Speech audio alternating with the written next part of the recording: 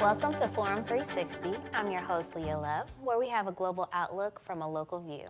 Today, we have Miss April Stevens joining us today, and she has an impressive resume. So I'm just gonna read just a little bit in a snippet for you. She is a former board member of the Autism Society of Greater Akron. She launched and facilitated a new Summit County program called Coffee, Tea, and Autism in Northwest Akron, which provides resources, information, and referrals for those affected by autism.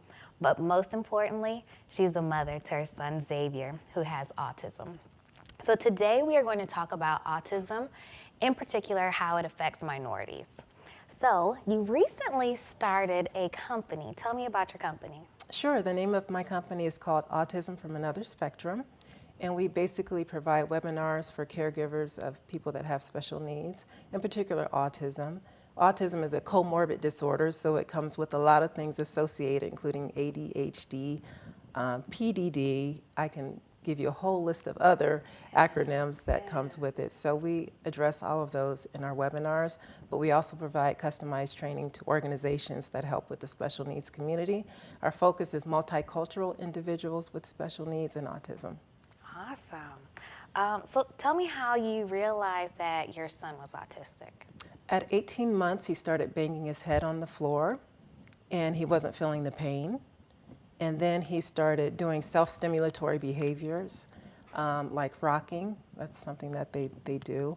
And then his words started to disappear, like words that he was gaining just disappeared over a period of time. You said at 18 months? At 18 months. And then I noticed that he would walk on his tiptoes when he started walking, and he started flapping his arms, he started spinning in circles, and he became someone that I didn't know, to be quite honest with you. I'm like, okay, where are the words? What's going on? I mentioned it to my pediatrician. She referred me to a neurologist, who referred me to a speech therapist, who referred me back to the neurologist. So this was going on for 2 years. I was just on this merry-go-round trying to find a solution to what was going on. So finally, I found someone that was able to diagnose him. He was 3 years old, and by the time he was diagnosed, we missed the early intervention services, which is critical for people with special needs, especially children with special needs, because if they don't get that early intervention, they miss out on therapy that they need to have a better outcome in life. For example, speech therapy, occupational therapy, physical therapy. And just to explain what those therapies provide, speech therapy helps with communication, because a lot of people with autism have difficulty with verbalizing social communication, understanding social cues. They are hypersensitive to sound, so they provide also sensory diets to help them better align themselves with their environment. For example, my son has hypersensitive hearing. He also had issues with his vision and a whole multitude of medical issues that I didn't even know about in working with the regular pediatrician, because they're not really trained on the signs, the symptoms, the medical challenges that the children may have. And as a person who's African American, my concerns weren't taken seriously either. I was put on that merry-go-round to go to the neurologist, who basically hit his knee. He lifted his leg up. Oh, he's okay. Mm-hmm. He referred me to the speech therapist, back to the neurologist. And it got to a point where I was like, okay, everybody's getting paid, but my son is not getting help. And so I was able to find a doctor at Cleveland Clinic who was able to diagnose him. They did it in the same day, which is like something that they never do. So it was like a miracle, like finally, okay, he's diagnosed. They provided a 14-page report. And that's really all I wanted. Like, okay, what is autism? How do we treat it? What are the therapies available? And what are the resources available to me? At the time I was living in Summit County, I didn't know anything about Autism Society of Greater Akron. So my only source of information was based out of Cleveland through an organization called Milestones. At Milestones, I located his first speech therapist, who were also African American. And it was at that point where, he was like on the verge of being severely autistic, because he was nonverbal. Like, there was no sound that came from Xavier's mouth for 6 years. there was no sound from my son. So these speech therapists provided, speech therapy in our home. They came to the daycare. We started with sign language because children with autism, or even an adult with autism, have to understand that they have to communicate in some way, form, or fashion to get what they want, even if it's using the PEC system, which is using like the picture exchange communication system. We started with that. We started with sign language. And then through biomedical treatments, speech therapy, occupational therapy, any kind of therapy you could think of, that's when Xavier really started coming out of it. Because when he was diagnosed, the doctors was like, he would never say, I love you. He'll never have friends. He'll never ride a bike. This is what they say to you. Let me back up just a little bit. Define autism for those who aren't familiar with what autism is. Sure, it's a neurodevelopmental disorder. Some people are born with it. Sometimes something can trigger it. I've met families from all different types of situations. I know a mom who had twin sons. One has autism, one doesn't. I know a mom who has twin sons. One has autism caused by a brain stroke that happened when he was an infant, so he became autistic because of that. I've met families who said that they were vaccine injured, and that caused their autism. There's different types of autism. That's another thing that people have to understand. I was just about to ask you, what are some of the different types of? Yes, think of it as like a rainbow, and that's why we call it, autism spectrum disorder, because you can go from mild, moderate to severe. A person with mild autism probably has some difficulty with social situations. They may have like self-stimulatory behavior, but they're able to function. Sometimes they can be in special needs classrooms. Sometimes they can be in typical classrooms. It just depends, because even within the mild, moderate, and severe, you have other things that come with it. Maybe they have sensory issues. Maybe they have medical issues. Maybe they don't have the ability to understand social cues, which can cause a problem when a child is becoming a teenager. You know how kids can sometimes be cruel, and they don't understand what's appropriate, what's not appropriate, if people are making fun of them, if people are their friends. So that's difficult to navigate. Okay. So how is it diagnosed? And you said there's not really a cause, it's just something that either they can be born with or something that can occur to cause it? Yes. They're not really sure? Right. Okay. Exactly, because there's so many different types of autism. You have people that are savants who are extremely bright, extremely intelligent. When people think of autism, they think of Rain Man. That's their idea of autism. But I always tell people, if you met one person with autism, you met one person with autism, because each person is different. With my son, he's musically inclined, he's amazing at computers, but if you try to put him in a social situation, good luck, because he's limited, with his verbal communication and understanding social cues. And but he's super bright, super intelligent. We just have to focus on his strengths and minimize his weaknesses. And as with any child or adult, people do better when you have a higher expectation and they have the therapy that they need and they're diagnosed properly. One thing that we know is that African American children and Hispanic children are diagnosed 2 years later compared to the white peers.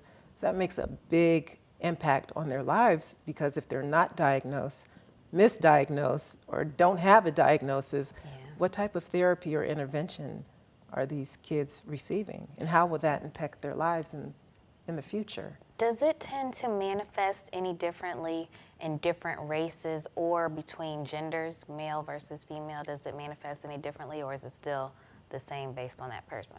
It's pretty much the same based on the person. I think what makes the difference is the culture.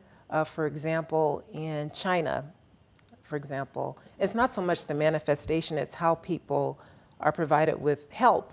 In China, autism-related services is cut off at 13 years old. Okay. So after a child turns 13, that's it. Wow. They don't get therapy, they don't get services, that's it. What is it here?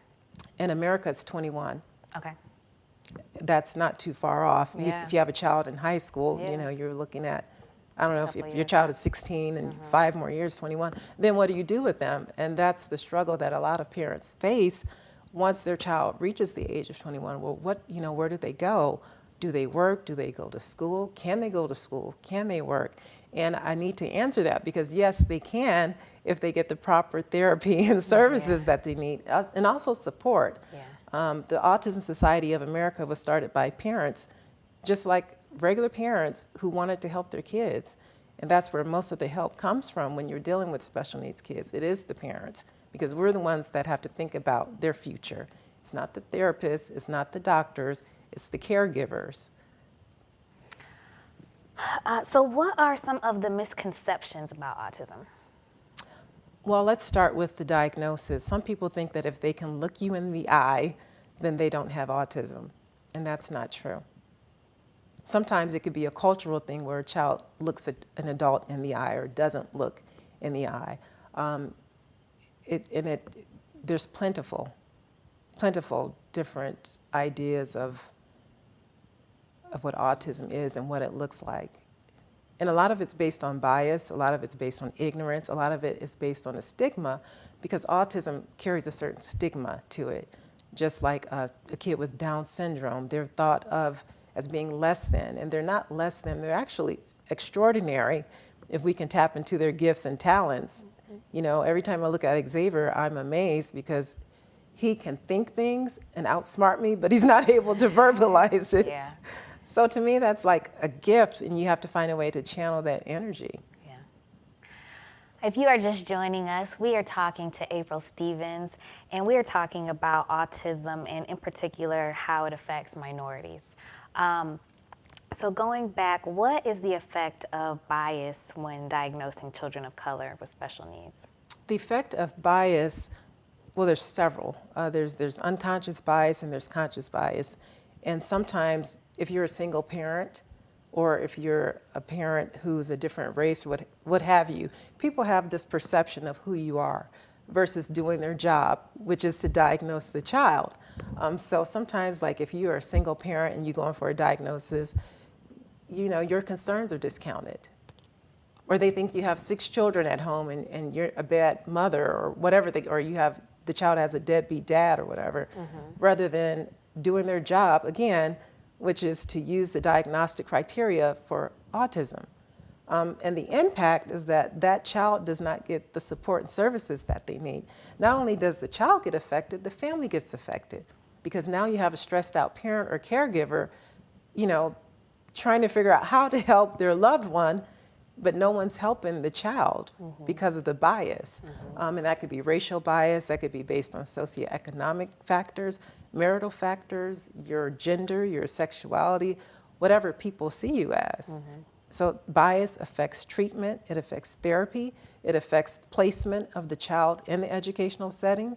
It also affects their resources, the referrals for the caregivers. It affects medical treatment, because a lot of kids with autism have medical issues. And if they're not diagnosed and they're not provided the same information as a typical white family, you miss out on the treatment of your child. I know with my son, I had to find a biomedical doctor, a holistic doctor, to get to the root of his issues. Discovered he has low immune system. Discovered that he had just a terrible digestive system.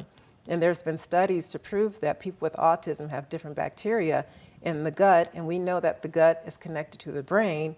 So if you have the, you know, the wrong type of bacteria, that's going to affect some things. But also financial resources. You know, a lot of parents of color, they're not able to take off and attend therapy and find the best solutions for their child. And they don't even know, to be honest with you. Yeah. They're not given that same information as white parents. They're just not. And not only African American parents, but also, you know, people that are Asian or African or Indian or Native American, people of color. So that is one of the reasons why when I was a peer facilitator for the Coffee, Tea, and Autism program, I wanted to create an environment where people could be honest and transparent and tell me what their challenges were in regards to having a child with autism and other special needs. And what I learned from that is that we are all in the same boat. We are all facing the same challenges as people of color. First of all, getting a diagnosis, getting the support from the school system, medical professionals. You know, we know that African Americans and Latino children or people do not receive the same medical care as other people for whatever the reason. So that definitely impacts not only the child, it impacts the family, it impacts, it's like a pyramid or a domino effect. Are teachers allowed to say anything about if they feel like a child may be autistic? Yes. They are. Yes. Do they have, how big is their role as educators or teachers in this pathway? I think if they notice that a child may have autism, they should have the conscience and the fortitude to alert that parent. And there's a BCMH which is available for people who may have low income. I didn't know anything about BCMH. I didn't qualify for it at the time, but boy, it would have been nice to. That's the Bureau of Children of Medical Handicaps. Okay. And what they do is that they will provide you with a referral to get the help that you need and provide you with financial resources to get the diagnosis. Because a lot of times people are hesitant because they don't have the money for a psychologist to diagnose their child with autism. Understandably. What does early intervention look like? Early intervention looks like someone coming into your home or the daycare, coming into the child's environment, providing speech therapy, occupational therapy, physical therapy, whatever that child may need for their development and growth. They will come in and do an assessment, like a speech therapist will come in and test the child to see if they're at the level that they should be at. Because a lot of children of color, when you don't know about early intervention or Help Me Grow or the Department of Developmental Disabilities or anything like that, they miss out on that. And that can cause problems when they're in school and performing, because then you have the preschool to prison pipeline. And we know that through the U.S. Office of Civil Rights that African American children are suspended out of school more often than any other race. We also know that children with disabilities are suspended more than any type of child, especially in the state of Ohio. It's double for students with disabilities that they're suspended. And I think a lot of that has to do with not only parents, but teachers not being trained. Because this world of autism, it changes every day. Every time I say, oh my God, I figured it out, something new comes along. And you have to be held accountable to keep up with the most recent information so that you can better serve your clients, the students, and the parents. And when we don't do that, we fail the children and their caregivers. And not only that, but we fail society, because sooner or later, these kids are going to grow up and they're going to be in the work world or a college, or they may be your doctor or physician or scientist. But when we don't treat everyone equally, we all pay for it. Absolutely. So as a parent and a mother, tell me, if you were talking to another parent and you had to prepare them for this journey that they're about to take, what are going to be some of the things that you would tell them to help them prepare, some of the challenges that they're going to face, even some of the things that you just wish you would have known or maybe been able to handle a little bit differently? The first thing is getting that diagnosis and also encouraging them to get it. Because I've noticed just from talking to other parents that there's a stigma to autism and there's nothing wrong with their child. And this is their perception. Their child is perfect and there's nothing wrong with your child. Your child is different and they need therapy and they need help and they need resources. And a lot of that comes from a sense of pride, which is not unusual, but you have to get rid of pride and remember to stay focused, because the focus should be on your child and doing what's in the best interest of your child. And don't be afraid of, labels. That's another thing that they are ashamed of. Labels will get you the help and support that you need. And I had to learn that myself, because when Xavier was diagnosed, it was MRDD. And I was like, oh, I don't, no, I can't accept that. But I had to get over that. And that's where, he was able to get the best help. Because first of all, we had to get that diagnosis. We had to find out the resources for them. And last but not least, because there's a whole list that I have for them, don't be afraid to attend autism conferences. That was like my savior when trying to get help for Xavier. Going to not only the conferences by Milestones and Autism Society of Greater Akron, but I remember getting up at 3 o'clock in the morning, driving to Michigan to attend a biomedical conference. It was me, my mom, my son, and my aunt, because when you're trying to get help for your child, you make the sacrifices and you do what you got to do. And be careful of evidence-based therapies, because what works for one doesn't work for another. There's been so much research on the different therapies available for children, including, the gluten-free, casein-free diet. If your child doesn't have a food sensitivity to gluten or dairy or peanuts or what have you, putting them on that diet may not help what their situation is. So don't be afraid to step outside of your comfort zone. Tap into your faith, because if it wasn't for my faith, I would not be sitting here with you. I'm not going to tell you that that diagnosis was easy to swallow, because it wasn't. It was a hard pill to swallow, because I felt as a mom, well, why didn't I see it, or what could I have done better? There was really nothing that I could have done better. I didn't have the resources, didn't have the help, didn't have the support that I needed. But even with saying that, because of my faith and what I believe in, he's a miracle child. I mean, Xavier's playing the piano, he's singing. I tell people he'll pray for you now. This is a child who couldn't talk, who will now pray for you. He's won art contests because of his art. He's doing great in school. I have a great school district that I'm working with. Be an advocate for your child. No one can advocate for your child like you can, because no one knows your child like you know them. And also learning about the different special education laws that are in effect through rights law. I knew nothing about rights law, knew nothing about it until like a few years ago. And I learned from another parent at my, my parent support group. And that, that just goes to prove you learn more from other parents than the medical professionals. But there's all types of special education laws that can be applied if people know about them. The school district is not going to tell you. They'll tell you about the IDEA Act, which is the Individuals with Disabilities Educational Act, but you have to dig deeper into that to find out what your child's rights are as a student with disabilities. For example, with Xavier, I learned that they were testing him in an environment where there was a ticking clock. So every time the clock ticked, he looked at it, which affected his ability to do the test. So I made it a point for them to remove the clock out of the room, because that's his right. It has to be an appropriate environment for him to succeed. He's not going to succeed if he has distractions. And we know that people with autism sometimes can have ADHD, and they are easily distracted. So minimize those distractions to help him to become successful. Now, you mentioned resources. What are some of the resources that are local that people can become involved with? Autism Society of Greater Akron, and they are basically in downtown Akron. Also Zane's Foundation, because a lot of times people with autism and other special needs have medical issues that are very expensive. I know some insurance companies still do not cover speech therapy, which I cannot believe. They don't cover ABA therapy, which is very expensive. And what is that? That's applied behavior analysis. So that's when you have a therapist who will provide tasks that the child needs to complete so that they can move on to the next level.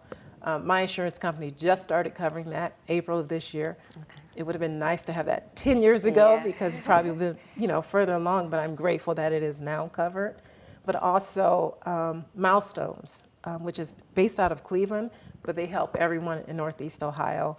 And they have a national autism conference, just like the Autism Society of Greater Akron has a national autism conference.